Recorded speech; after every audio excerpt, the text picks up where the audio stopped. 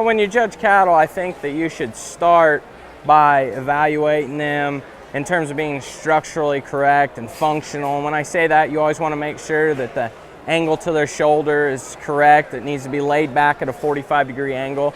And then you study their front knee and posture, and you always want some curvature to their knee and some slope to their posture. And then in terms of functional rib shape, you always want a volume rib cage.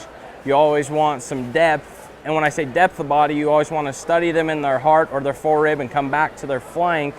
And then in terms of a stoutness thing, because these are still cattle, I think that you still want to see some pin width, some stifle width, and then you talk hip and hind leg structure, you always want that level, you always want that functional, and then you always want some circumference of bone and squareness of foot when they hit the ground. In terms of heifers, we always like to see some conditioning and fleshing ability.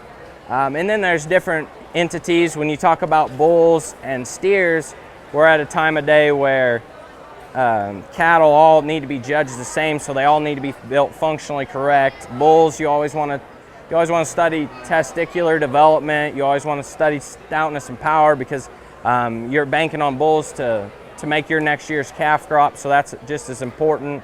And then in terms of market steers, you always want to see mass and power, but today you want to see it in a moderate frame, a functional build, something of efficiency where we can get these cattle to the rail and feed them.